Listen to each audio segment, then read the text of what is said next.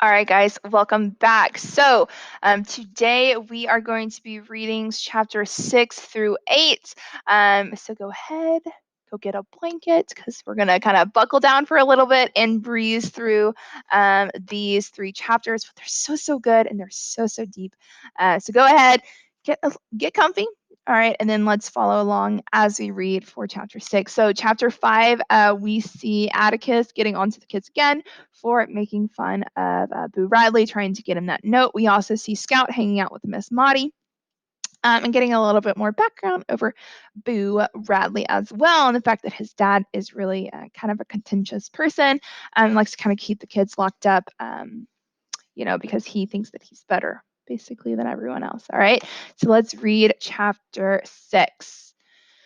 All right, so yes, said our father when Jim asked if we could go over and sit by Miss Rachel's fish pool with Dill. This was his last night in Maycomb. Tell him so long for me, and we'll see him next summer. Remember, Dill hangs in. He's actually from Mississippi. We leaped over the low wall and separated that separated Miss Rachel's yard from our driveway. Jim whistled Bob White, and Dill answered in the darkness. Not a breath blowin', said Jim. Look yonder. He pointed to the east. A gigantic moon was riding behind Miss Maudie's pecan trees. That makes it seem hotter, he said. Cross it in tonight? Asked Dill, not looking up. He was constructing a cigarette from newspaper and a string. No, just a lady. Don't light that thing, Dill. You'll sink up the whole end of town.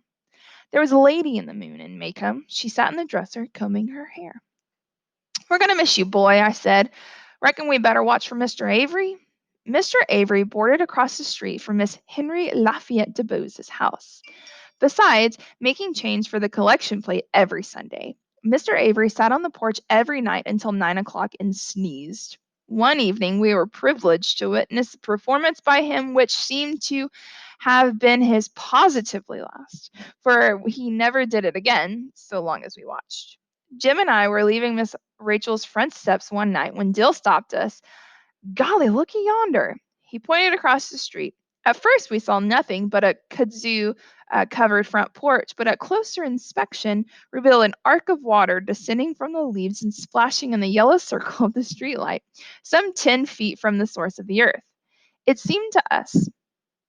Jim said Mr. Avery misfigured. Dill said he must drink a gallon that day. An ensuing contest to determine relative distances and respective prowess only made me feel left out again, as I was untalented in this area. So basically, if you couldn't figure out what's kind of going on in that paragraph, is Mr. Avery was peeing off his side porch, which basically made Dill and Jim want to see if they can pee that same distance. And that's why Scout's like, I can't do that, right? Because she's female and standing up to pee when you're a girl is a little bit different. Dill stretched and yawned and said altogether too casually, I know what, let's go for a walk. He sounded fishy to me. Nobody in Maycomb just went for a walk. Where to, Dill? Dill jerked his head in the southern direction. Jim said, okay. When I protested, he said sweetly, you don't have to come along, Angel May. You don't have to go, remember. Jim was not one to dwell on past defeats. It seemed the only message he got from Atticus was insight into the art of cross-examination. Scout, we ain't gonna do anything. We're just going to the streetlight and back. We strolled silently down the sidewalk, listening to porch swings and the creaking of the weight of the neighborhood, listening to the soft night murmurs of grown people on our streets. Occasionally, we heard Miss Stephanie Crawford laugh. Well, Dill said. Okay, said Jim. Why don't you go on home, Scout? What are you going to do? Dill and Jim were simply going to peep in the window with the loose shutter to see if they could look at Boo Radley. And if I didn't want to go with them, I could go straight home and keep my fat flapping mouth shut. And that was all. What in the Sam Holy Hill did you wait till tonight?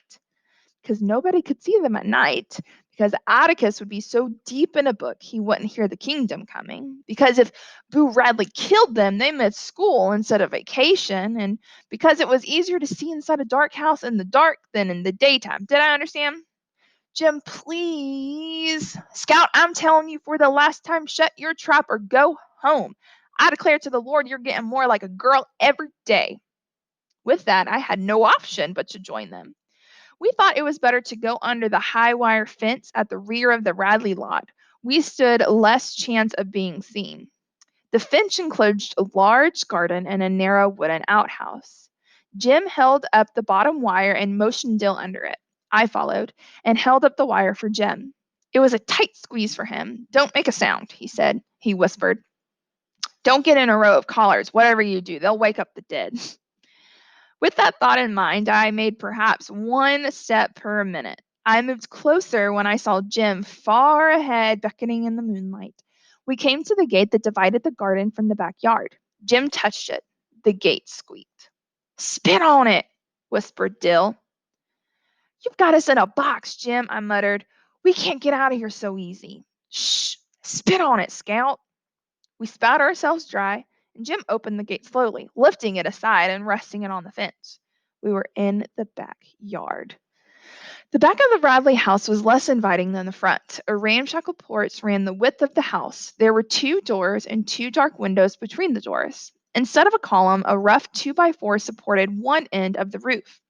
An old Franklin stove sat in the corner of the porch. Above it, a hat rack mirror caught the moon and shone eerily.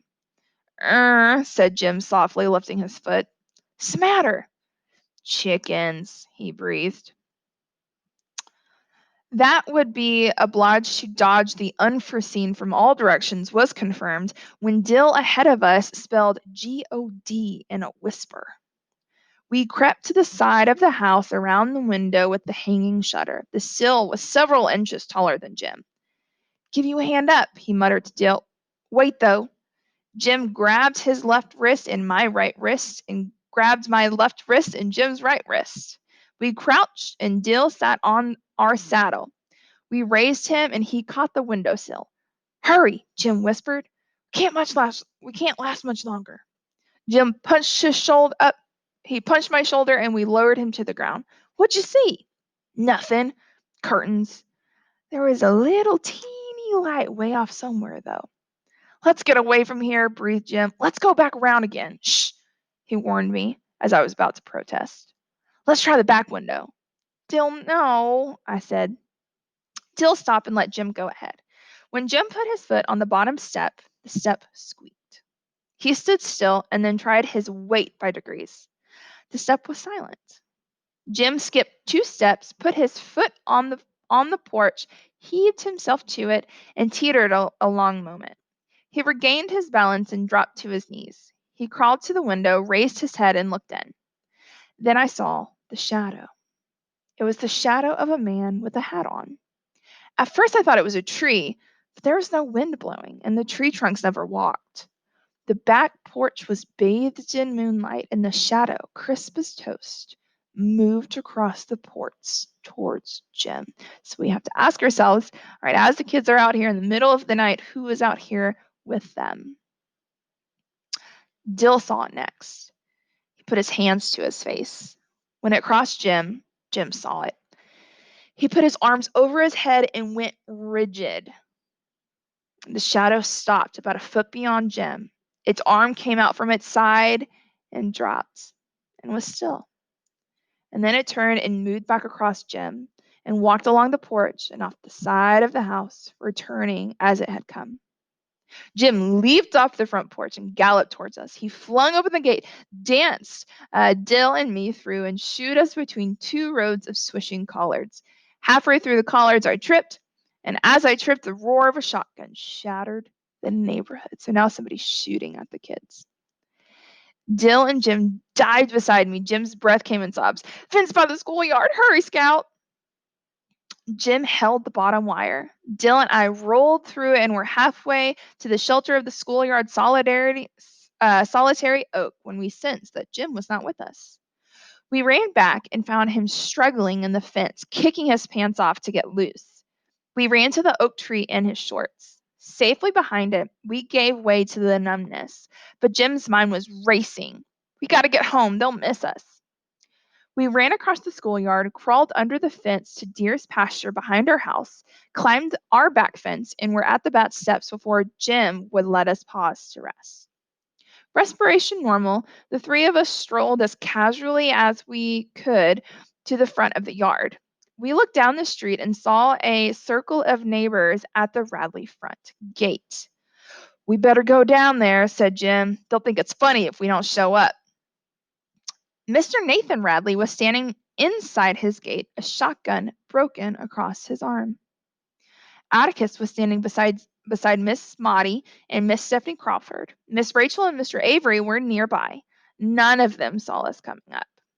We eased in beside Miss Maudie, who looked around. Where were you all? Didn't you hear the commotion? What happened? Asked Jim, as if he doesn't know. Miss Radley shot at a Negro in his collar patch. Oh, did he hit him? Now remember, we're about to see another racial slur that's coming in.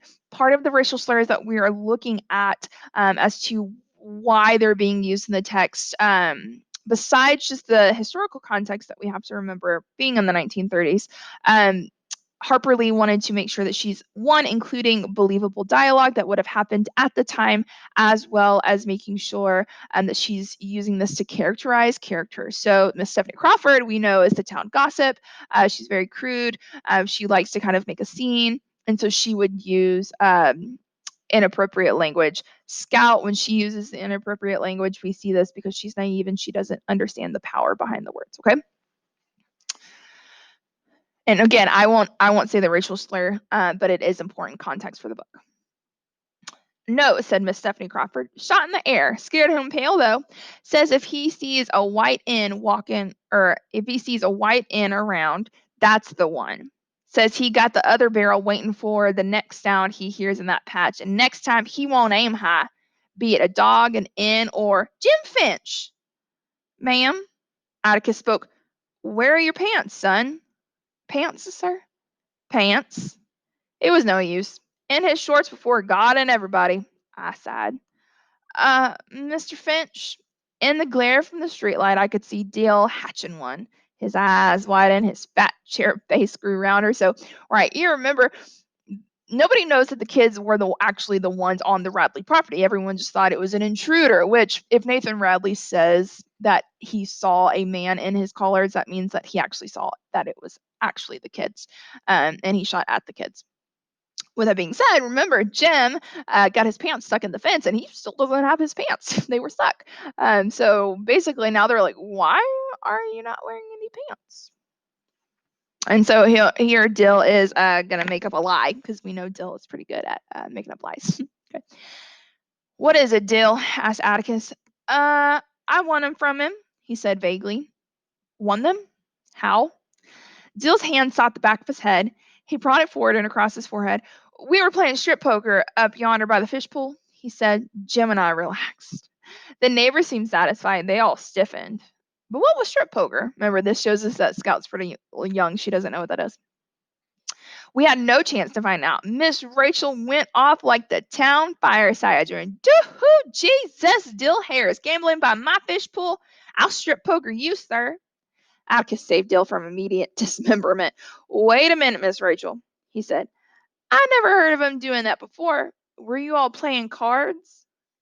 Jim fielded Dill's fly with his eyes shut. No, sir, just with matches. I admired my brother. Matches were dangerous, but cards were fatal. I remember gambling's kind of a big deal, especially in kids gambling, in the 1930s. That's unheard of. Jim, Scout, said Atticus, I don't want to hear you doing poker in any form. Go buy Dill's and get your pants, Jim. Settle it yourselves. Don't worry, Dill, said Jim as we trotted up the sidewalk. She ain't gonna get you. He'll talk her out of it. That was fast thinking, son. Listen, you hear? Oh, hold on, my light. Okay. Dill was comforted, but Jim and I weren't. The problem of Jim showing up with some pants in the morning. There was a problem of Jim showing up some pants in the morning. To give you some of mine, said Dill, as we came to Miss Rachel's front steps. Jim said we couldn't get in them, but thanks anyway. We said goodbye, and Dill went inside the house. He evidently remembered he was engaged to me, for he ran back out and kissed me swiftly in the front of Jim. Y'all right here? He bawled after us. All right, so now Dill is gone because it is time for the kids to go back to school. And remember, it's funny. A lot of my kids will always ask, "Oh, wait, they're dating? When did they start dating?" It's not really developed that well, and that kind of shows us that Scott is really young. Think about if you were at elementary school and you had a boyfriend or a girlfriend. It's kind of that same concept where it's like you're not really dating. You just like to say that you have a boyfriend or girlfriend. That's basically what's happening with Dill and Scout. Okay. Had Jim's pants been safely on him, he would have not have slept much anyway. Every night sound I heard from my cot on the back porch was magnified threefold. Every scratch of the feet of the gravel was Boo Radley seeking revenge. Every passing Negro laughing in the night was Boo Radley loose and after us. Insects splashing against the screen were Boo Radley's insane fingers pricking the wire to pieces. Chinaberry trees were malignant, hovering and alive. I lingered between sleep and wakefulness until I heard Jim murmur, "Sleep, little three eyes? Are you crazy? Shh, Atticus's light is on." In the waning moonlight, I saw Jim swing his feet to the floor. "I'm going after him," he said. I sat up upright. "You can't. I won't let you." He was struggling to get into his shirt. "I got to." "You do, and I'll wake Atticus up." "You do, and I'll kill you." It's kind of aggressive. He pulled down beside me on the cot. I turned to reason with him. "Mr. Nathan's going to find him in the morning, Jim. He knows you lost him. He's going to show him to Atticus, and it'll be pretty bad. That's all there is to it. Going back to bed." "And that's what I know," said Jim. "That's why I got to go after him." I began to feel sick. Going back to the place by himself, I remembered Miss Stephanie. Mr. Nathan had the other barrel waiting for the next sound he heard, be it an inn, dog. Jim knew better than I. I was desperate. "Look, it ain't worth it, Jim. A licking hurts, but it doesn't last. You'll get your head shot off, Jim, please." He blew out his breath patiently. It's like this, Scout," he muttered. "Atticus ain't never with me ever since I can remember, and I want to keep it that way." This was a thought. It seemed that Atticus threatened us every other day. "You mean he's never caught you with anything?" "Maybe so, but I just want to keep it that way, Scout. We shouldn't have done that tonight, Scout." It was then, I suppose, that Jim and I began our part company. Sometimes I didn't understand him, but my periods of bewilderment were short-lived. This was beyond me. "Please," I pleaded, "can't you just think about it for a minute by yourself on that place?" "Shut up. It's not like he had never spoke to you again or something. I'm going to wake him up, Jim. I swear I am." Jim grabbed my pajama collar and wrenched it tight. "Then I'm going with you," I choked. "No, you ain't. You'll just make noise." So basically, Jim wants to go back to the Radley house and get his pants, which is really dangerous because Nathan Radley already shot at them once. It could happen again. It was no use. I unlatched the back door, held it while he crept down the stairs. It must have been 2 o'clock. The moon was setting, and the lattice-work shadows were fading into fuzzy nothingness. Jim's white shirt tail dipped and bobbed like a small ghost dancing to escape the coming morning. A faint breeze stirred and cooled the sweat running down my sides. He went the back way, through Deer's pasture, across the schoolyard, and around the fence. I thought at least that it was the way he was headed. It would take longer, so it was not time to worry yet. I waited until it was my time to worry and listened for Mr. Radley's shotgun. And then I thought I heard the back fence squeak. It was wishful thinking. Then I heard Atticus cough. I held my breath. Sometimes when he made a midnight pilgrimage to the bathroom, we would find him reading. He said he often woke during the night, checked on us, and read himself back to sleep. I waited for his light to go on, straining my eyes to see it flood the hall. It stayed off, and I breathed again. The night crawlers had retired, but ripe china berries drummed on the roof when the wind stirred, and the darkness was desolate with the barking of distant dogs. And there he was, returning to me. His white shirt bobbed over the back fence and slowly grew larger. He came up to the back steps, latched the door behind him, and sat on his cot. Wordlessly, he held up his pants. He laid them down, and for a while, I heard his cot trembling. Soon he was still, and I didn't hear him stir again. So he was pretty brave that trip and went back to get his pants. we will learn more about what Jim actually experienced when he went back to get his pants. All right, so let's look at chapter 7. All right, chapter 7. Jim stayed moody and silent for a week. As Atticus had once advised me to do, I tried to climb into Jim's skin and walk around in it. If I had gone alone to the Radley place at 2 in the morning, my funeral would have been held the next afternoon. So I left Jim alone and tried not to bother him. School started, and second grade was as bad as the first, only worse. They still flashed cards at you and wouldn't let you read or write. Miss Caroline's progress next door could be estimated by the frequency of laughter. However, the usual crew had flunked the first grade again and were helpful in keeping order. The only thing good about the second grade was that this year I had to stay as late as Jim, and we usually walked home together at 3 o'clock. One afternoon, we were crossing the schoolyard towards home. Jim suddenly says, "There's something I didn't tell you." It was like his first complete sentence in several days. I encouraged him. "About what?" "About that night." "You never told me anything about that night," I said. Jim waved my words away as if fanning gnats. He was silent for a while. Then he said, "When I went back for my breeches, they were all in a tangle when I was getting out of them. I couldn't get them loose. When I went back," Jim took a deep breath. "When I went back, they were folded across the fence, like they were expecting me." Across? And something else." Jim's voice was flat. "I'll show you when we get home. They'd been sewed up. Not like a lady sewed, like something I try to do. All crooked. It was like somebody knew you were coming back for him." Jim shuddered. "Like somebody was reading my mind, like somebody could tell what I was going to do. Can't anybody tell what I'm going to do lest they know me, can they, Scout?" Jim's question was an appeal. I assured him, "Can't anybody tell what you're going to do lest they live in the house with you? And even I can't tell sometimes." We were walking past our tree. It's the knothole rested a ball of gray twine. "Don't take it, Jim," I said. "This is somebody's hiding place." "I don't think so, Scout." "Yes, it is. Somebody like Walter Cunningham comes down here every recess and hides things. And we'll come along and take them away from him. Listen, let's leave it, wait a couple days. If it ain't gone, we'll take it, okay?" "Okay. You might be right," said Jim. It just it must be some little kid's place. Hide his things from bigger folks. You know, it's okay when in school sorry.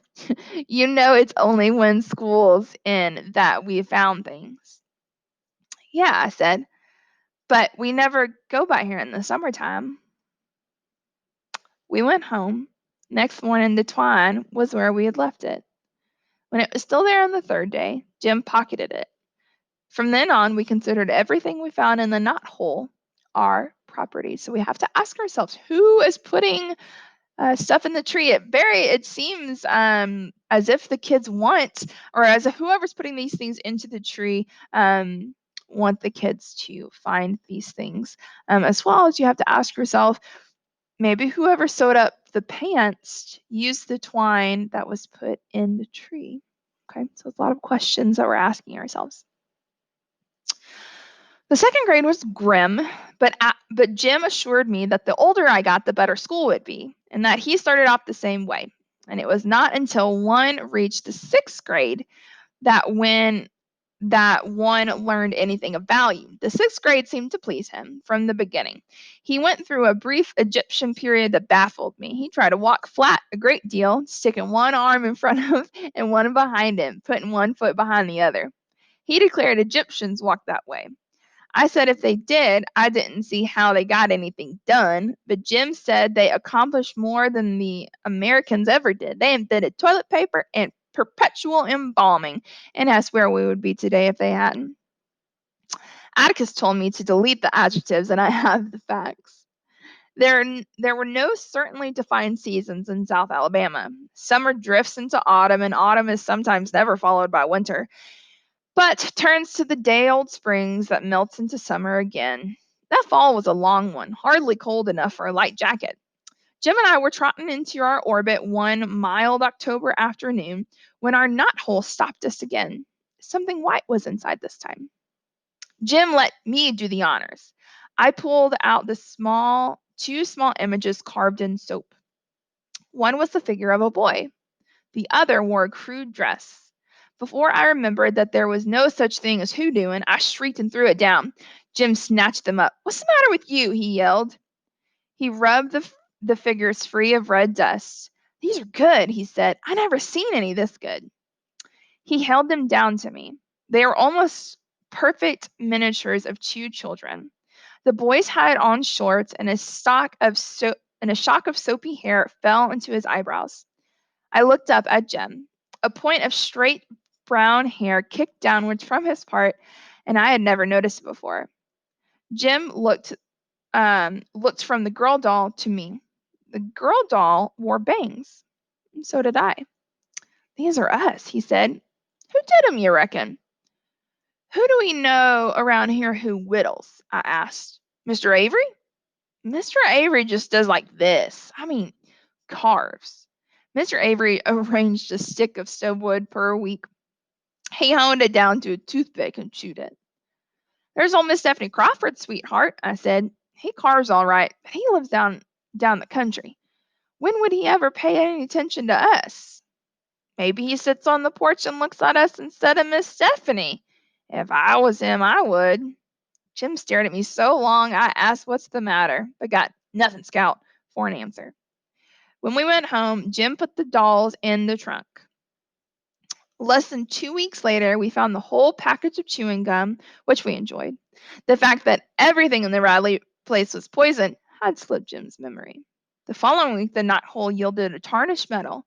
Jim showed it to Atticus, who said it was the spelling medal that before we were born in Maycomb's county schools had the spelling contest and awarded medals to the winners. Atticus said someone must have lost it and we had asked around. Jim camel kicked me when I tried to say where we found it. Jim asked Atticus if I remembered anybody who had ever won, and Atticus said no. Our biggest prize appeared 4 days later. It was a pocket watch that wouldn't run and a chain with an aluminum knife. "You reckon it's white gold, Jim?" "I don't know. I'll show it to Atticus." Atticus said it would probably be worth $10, knife, chain, and all, and if it were new. "Did you swap with somebody at school?" he asked. "Oh, no, sir." Jim pulled out his grandfather's watch, and that Atticus let him carry once a week if Jim were careful with it. On the days he carried the watch, Jim walked on eggs. "Atticus, if it's all right with you, I'd rather have this one instead. Maybe I can fix it." When the new wore off of grandfather's watch and carrying it became a day's burdensome task, Jim no longer felt the necessity of asserting the hour every 5 minutes. Right, so he's like a little kid. He just wants to, "Oh, I have a watch. I can look at it." He did a fair job. Only one spring and two tiny pieces left over, but the watch wouldn't run. "Oh," he sighed, "it'll never go." "Scout, huh? You reckon we ought to write a letter to whoever's leaving us these things?" "That'd be right nice, Jim. We can thank him and—" "What's wrong?" Jim, holding his ears, shaking his head from side to side. "I just don't get it. I just don't get it. I don't know, Scout." He turned towards the living room.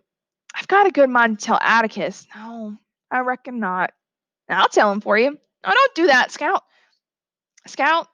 "What?" He had been on the verge of telling me something all evening. His face would brighten, and he would lean towards me, and then he would change his mind. He changed it again. "Oh, nothing." "Here, let's write a letter." He pushed the tablet and pencil under his nose. "Okay, dear Mister, how do you know it's a man? I bet it's Miss Maudie. Been betting that for a long time." "Ugh, Miss Maudie can't chew gum." Jim broke into a grin. "You know she can talk. She can talk pretty sometimes. Once I asked her to have a chew, and she said no thanks. A chew gum cleaved to her palate and rendered her speechless," said Jim carefully. "Didn't that sound nice?" "Yeah, she can say nice things sometimes. She wouldn't have a watch and a chain anyway." "Dear sir," said Jim, no, we appreciate everything which you have put into the tree for us. Yours very truly, Jeremy Atticus Finch." "He wouldn't know who you are if you signed it like that, Jim." Jim erased his name and wrote Jim Finch, and I signed Jean Louise Scout. or Jean Louise Finch, Scout, beneath it. Jim put the tree in an envelope.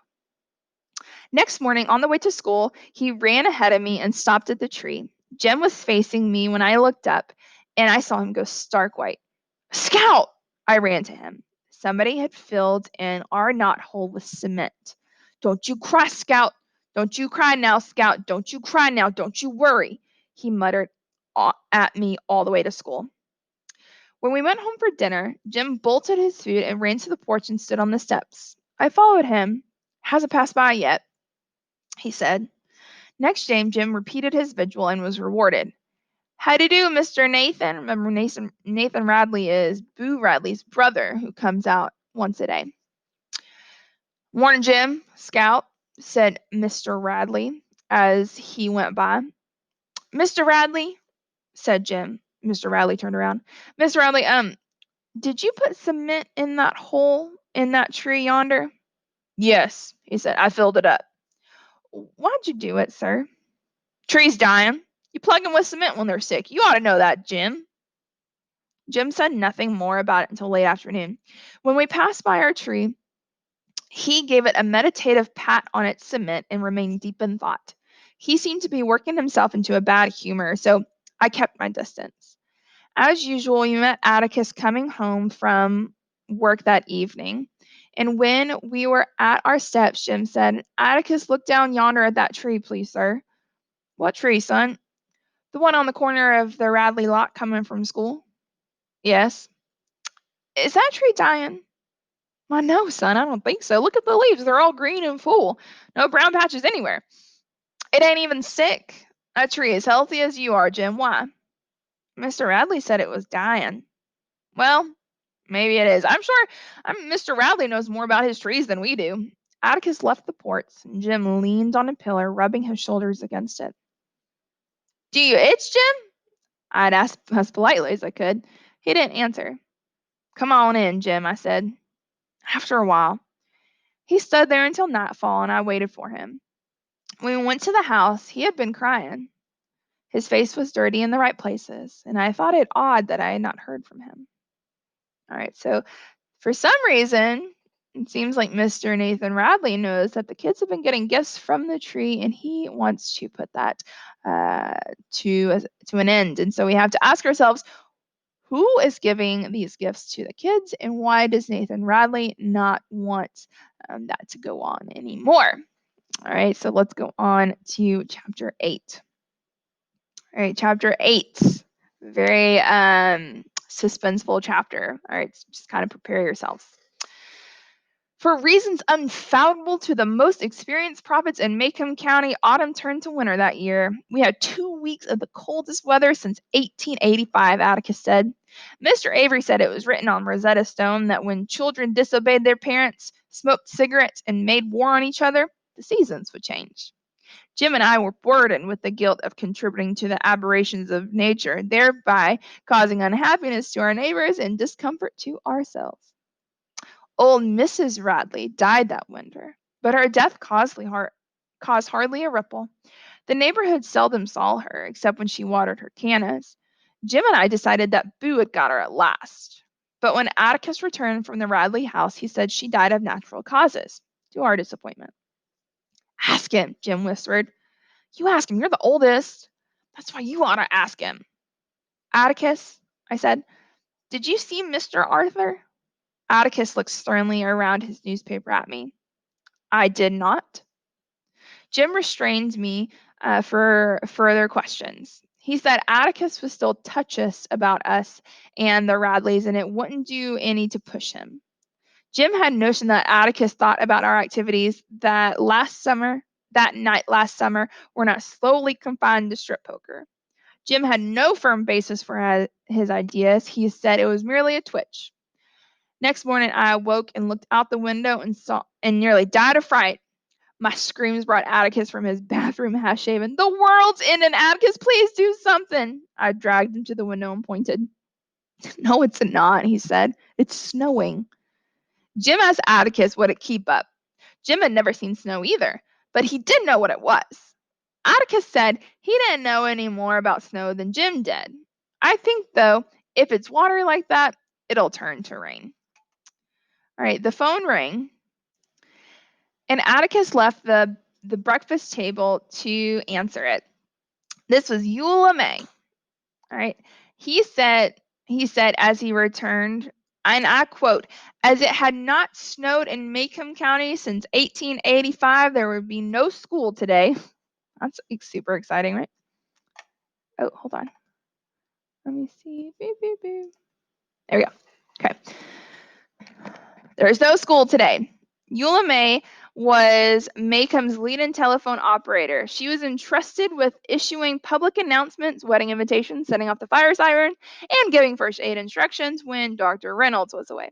When Atticus finally called us to order and bade us to look at our plates instead of out the windows, Jim asked, "How do you make a snowman?" "I haven't the slightest idea," said Atticus. "I don't want you all to be disappointed. I doubt if there will be enough snow for a snowball even." Calpurnia came in and said she thought it was sticking. We ran to the backyard and it was covered with a feeble layer of soggy snow. It kind of reminds me of the snow that we've had the past couple of years. "We shouldn't walk in it. We shouldn't walk about in it," said Jim. "Look, every step you take's wasting it." I looked back at my mushy footprints. Jim said if we waited until it snowed some more, we could scrape it all up for a snowman. I stuck out my tongue and caught a fat flake. It burned. "Jim, it's hot." "No, it ain't. It's so cold it burns." "Don't eat it, Scout. You're wasting it. Let it come down." "But I want to walk in it." "You know what? We can go over and walk in Miss Maudie's." Jim hopped across the front yard, and I followed in his tracks. We were in the sidewalk to in front of Miss Maudie's. Mr. Avery accosted us. He had a pink face and a big stomach below his belt. "See what you've done," he said. "Hasn't snowed in Maycomb since the Appomattox. These bad children like you make the seasons change." I wonder if Mr. Avery knew how hopefully we had watched last summer for him to repeat his performance, and reflected that if it was our reward, there was something to say for sin. I did not wonder where Mr. Avery gathered his meteorological statistics. They came straight from the Rosetta Stone. "Jim Finch, you Jim Finch. Miss Maudie calling you, Jim. You all stay in the middle of the yard. There's some thrift buried under the snow near the porch. Don't step on it." "Yes'm," called Jim. "It's beautiful, ain't it, Miss Maudie?" "Beautiful, my hind foot. If it freezes tonight, it'll carry off my azaleas." Miss Maudie's old sun hat glistened with snow crystals. She was bending over some small bushes and wrapping them in burlap bags. Jim asked her what she was doing it for. "Keep 'em warm." How can you keep flowers, or how can flowers keep warm? They don't circulate." "I can't answer that question, Jim Finch. All I know that if it freezes tonight, these plants will freeze, so you cover 'em up. Is that clear?" "Yes'm." "Miss Maudie." "What, sir?" "Could Scout and me borrow some of your snow?" "Heavens alive, take it all. There's an old peach basket under the house. Haul it off in it." Miss Maudie's eyes narrowed. "Jim Finch, what are you going to do with my snow?" "You'll see," Jim said, and we transferred as much snow as we could from Miss Maudie's yard to ours, a slushy operation. So that would have been a very tedious task for sure. "What are we going to do, Jim?" I asked. "You'll see," he said. "Now get the basket and haul off all the snow you can rake up from the back to the front. And walk back in your tracks, though," he cautioned. "Are we going to make a snow baby, Jim?" "No, a real snowman. Got to work hard now." Jim ran to the backyard, producing a garden hoe, and began digging quickly behind the woodpile, placing any worms he found to one side. He went into the house and returned with a laundry hamper, filled it with earth, and carried it to the front yard. Oh, I would be so mad if my kid got my hamper. It just started filling it up with dirt.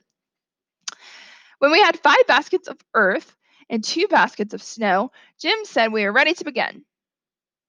Don't you think this is kind of a mess?" I asked. "Looks messy now, but it won't later," he said. Jim scooped up an armful of dirt and patted it to the mound on which he had added another load and another until he constructed a torso. "Jim, I never heard of an in snowman," I asked. "He won't be black long," I grunted. Jim procured some peach tree switches from the backyard and plaited them, and bent them into bones and to be covered with dirt. "He looks like Stephanie Crawford with her hands on her hips," he said. "Fat in the middle and little bitty arms." "I'll make him bigger." Jim sloshed water over the mud man and added more dirt. He looked thoughtfully at it for a moment, and then he molded a big stomach below the figure's waistline. Jim glanced at me, his eyes twinkling. Mr. Avery is sort of shaped like a snowman, ain't he? Jim scooped up some snow and began plastering it on. He permitted me to cover only the back, saving the public parts for himself. Gradually, Mr. Avery turned white. Using bits of wood for eyes and nose and mouth and buttons, Jim succeeded in making Mr. Ivory look cross. The stick of stowwood completed the picture, and Jim stepped back and viewed his creation. It's lovely, Jim, I said. Looks like he'd talk to you. It is, ain't it? He said shyly. We cannot wait for Atticus to come home for dinner. He called and said, we had a big surprise for him. He seemed surprised when he saw most of the backyard and the front yard, and he said we had done a Jim Dan job. I didn't know how you were going to do it, he said to Jim, but from now on, I'll never worry about what'll become of you, son. You'll always have an idea. Jim's ears reddened from Atticus's compliment, but he looked down sharply when he saw Atticus stepping back. Atticus squinted at the snowman for a while. He grinned and laughed. Son, I can't tell what you're going to be, an engineer, a lawyer, or a portrait painter. You perpetrated a right libel here in the front yard.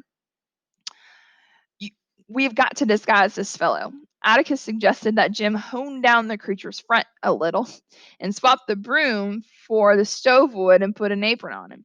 Jim explained if he did that, the snowman would become muddy and cease to be a snowman. I don't care what you do, so as long as you do something, says Atticus. You can't go around making caricatures of the neighbors. So Atticus is like, look, this looks too much like Mr. Avery. Like, we can't just have this in the front yard. You need to do something else. It ain't a caricature, said Jim. It looks just like him. Mr. Avery might not think so. I know what, said Jim. He raced across the street and disappeared into Miss Maudie's backyard and returned triumphant. He stuck her sun hat on the snowman's head and jammed hedge clippers into the crook of the arm, and Atticus said that would be fine. Mrs. Maudie opened her front door and came to the porch. She looked across the street at us. Suddenly she grinned. Jim Finch, she called, you devil, bring me back my hat, sir. Jim looked at Atticus, who shook his head. She's just fussing, he said. She's really impressed with your accomplishments. Atticus strolled over to Miss Maudie's sidewalk, where they engaged in an arm-waving conversation, the only phrase which I caught. Erected an absolute morphodite in that yard, Atticus. You'll never raise him. The snow stopped in the afternoon and the temperature dropped, but by nightfall, Mr. Avery's dearest predictions came true. Calpurnia kept every fire in the house blazing, but we were cold. When Atticus came home that evening, he said we were in for it, and asked Calpurnia if she wanted to stay with us for the night. Calpurnia glanced up at the high ceilings and long windows, and she said she thought she'd be warmer at her house. Atticus drove her home in the car. Before I went to sleep, Atticus put more coal on the fire in my room. He said the thermometer registered 16 and that it was the coldest night in his memory and that our snowman outside was frozen solid. Minutes later, it seemed, I was awakened by somebody shaking me. Atticus's overcoat was spread across me. Is it morning already? Baby, get up. Atticus was holding out my bathrobe and coat. Put your robe on first, he said. Jim was standing beside Atticus, groggy and tousled. He was holding his overcoat and clothes at his neck. His other hand was jammed into his pocket. He looked strangely overweight. Hurry, hun, said Atticus. Here are your shoes and socks. Stupidly, I put them on. Is it morning? No, it's a little after 1. Hurry now.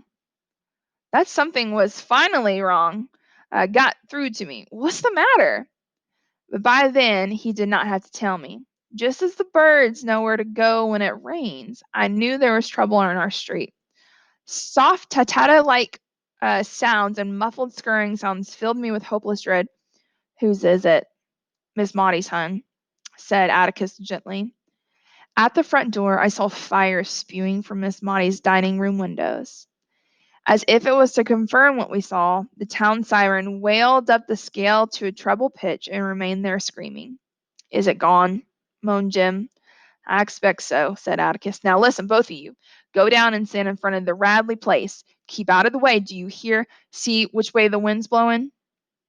Oh, said Jim. Atticus reckoned we ought to start moving furniture out. So during this time, if one house catches on fire, it kind of spreads very easily. And so Jim is kind of like, is our house going to catch on fire? Like, should we go ahead and start kind of preparing for that? Not yet, son. Do as I tell you. Run now. Take care of Scout, you hear? Don't let her out of your sight. With a push, Atticus started us towards the Radley front gate. We stood watching the street fill with men and cars while fire silently devoured Miss Maudie's house. Why don't they hurry? Why don't they hurry? Muttered Jim. We saw why. The old fire truck, killed by the cold, was being pushed from town by a crowd of men. When the men attached the hose to the hydrant, the hose burst and water shot up, trickling down on the pavement. Oh, Lord, Jim. Jim put his arm around me. Hush, Scout, he said. It ain't time to worry yet. I'll let you know when. The men of Maycomb, in all degrees of dress and undress, took furniture from Miss Maudie's house to a yard across the street. I saw Atticus carrying Miss Maudie's heavy oak rocking chair and thought it was sensible of him to say what she valued the most. Because at this point, it's kind of you say what you can. It's not like you can go to Walmart and buy things back during the Great Depression. I mean, if you lost stuff, you lost stuff, and it wasn't going to be very easy to replace. Sometimes we heard shouts. Then Mr. Avery's face appeared in the upstairs window. He pushed a mattress out the window, down the street, and threw down furniture until men shouted, "Come down from there, Dick. The stairs are going. Get out of there, Mr. Avery." Mr. Avery began climbing through the window. "Scout, he's stuck," breathed Jim. "Oh, God." Mr. Avery was wedged tightly. I buried my head under Jim's arm and didn't look again till Jim cried, "He's got loose, Scout. He's all right." I looked up and saw Mr. Avery cross the upstairs porch. He swung his legs over the railing and was sliding down the pillar when he slipped. He fell and yelled and hit Miss Maudie Shrubbery, which that's very brave, but that hurts. Suddenly, I noticed that the men were backing away from Miss Maudie's house, moving down the streets towards us. They were no longer carrying furniture. The fire was well into the second floor and had eaten its way to the roof. The window frames were black against a vivid orange center. Jim, it looks like a pumpkin. Scout, look. Smoke was rolling off the house, and Miss Rachel's house looked like fog off a riverbank, and men were pulling hoses towards them. Behind us, the fire truck from Abbotsville screamed around the curve and stopped in front of our house. "The book?" I asked. "What?" "That Tom Swift book. It ain't mine. It's Dill's. Don't worry, Scout. It ain't time to worry yet," said Jim. He pointed. "Look yonder." A group of neighbors, Atticus In a group of neighbors, Atticus was standing with his hands in his overcoat pockets. He might have been watching a football game. Miss Maudie was beside him. "See there, he's not worried yet," said Jim. "Why ain't he on top of one of those houses? He's too old. He'd break his neck." "You think we ought to make him get our stuff out? Let's not pester him. He'll know when it's time," said Jim, which is awesome. I mean, it's kind of beautiful how much they really trust their dad to kind of, gauge their own emotional, persona. The Abbotsville fire truck began pumping water on our house, and man on the roof pointed to places where it needed most. I watched our absolute morphodite go black and crumble. Miss Maudie's sun hat settled on top of the heap, and I could not see her hedge clippers. In the heat between our houses, Miss Rachel's and Miss Maudie's, and then the men had long ago shed coats and bathrobes. So remember, they're pouring water on the other houses so their houses don't catch on fire, because if a little ember flies off of Miss Maudie's house onto the Finch family house, then their house will catch on fire. And that's how you have kind of like the wildfires that spread. They worked in pajama tops and night shirts stuffed into their pants, but I became aware that I was slowly freezing where I stood. Jim tried to keep me warm, but his arms were not enough.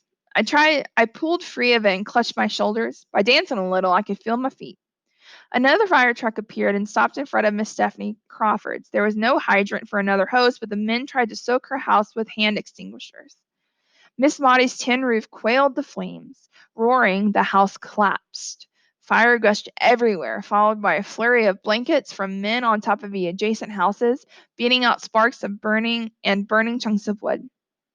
It was dawn before the men began to leave, first one by one, then in groups. They pushed the Maycomb fire truck back down to town, and the Abbotsville truck departed. The third one remained. We found out the next day it had come from Clark's Ferry, 60 miles away. Jim and I slid across the street, and Miss Maudie was staring at the smoking black hole in her yard. And Atticus shook his head and tells us she didn't want to talk. He led us home and held onto our shoulders to cross the icy streets. He said Miss Maudie would stay with Miss Stephanie for the time being. Anybody want some hot chocolate? He asked. I shuddered when Atticus started a fire in the kitchen stove. As we drank our cocoa, I noticed Atticus looking at me, first with curiosity, then with sternness. I thought I told you and Jim to stay put, he said. Wow, we did. We stayed. Then whose blanket is that? Blanket? Yes, ma'am, blanket. It isn't ours. I looked down and found myself clutching a brown woolen blanket I was wearing around my shoulders, squaw fashion. Atticus, I don't know, sir. I turned to Jim for an answer, and Jim was even more bewildered than I. He said he didn't know where he got it. We did exactly as Atticus told us. We stood down by the Radley gate, away from everybody. We didn't move an inch. Jim stopped. Mr. Nathan was at the fire, he bawled. I saw him. He was tugging that mattress. Atticus, I swear. Well, that's all right, son. Atticus grinned slowly. Looks like all of Maycomb was out tonight, in one way or another. Jim, there's some wrapping paper in the pantry, I think. Go and get it, and we'll. Atticus, no, sir. Jim seemed to have lost his mind. He began pouring out all the secrets left and right in total disregard for my safety, if not for his own, omitting nothing, the knothole pants and all. So, who put the blanket on Scout's shoulders? Sounds like it was Boo Radley. All right, so that's what Atticus is saying. All of Maycomb actually came outside tonight to see what all the fuss was about. And so because of that, Jim is like spilling everything that they've done about Boo Radley because he's kind of scared about him actually coming out of the house. Mr. Nathan put cement in the tree, Atticus, and he did it to stop us finding things. He's crazy, I reckon, like they say. But Atticus, I swear to God, he ain't ever harmed us. He ain't ever hurt us. He could have cut my throat from ear to ear that night, but he tried to mend my pants and said, he ain't ever hurt us, Atticus. Atticus says, whoa, son, so gently that it was greatly heartened. It was obvious that he had not followed a word Jim said, for all of Atticus said was, you're right. We better keep this in the blanket to ourselves. Some day, maybe Scout can thank him up for covering her up. Thank who? I asked. Boo Radley. You were so busy looking at the fire, you didn't know it when he put the blanket around you. My stomach turned to water, and I nearly threw up when Jim held out the blanket and crept towards me. He sneaked out of the house, turned around, and sneaked up and went like this. Jim said dryly, don't let this inspire you to further glory, Jeremy. Jim scowled. I ain't gonna do nothing to him. But I watched the spark of fresh adventure leave his eyes. Just think, Scout, he said. If you just turn around, you'd have seen him. Calpurnia woke us up at noon.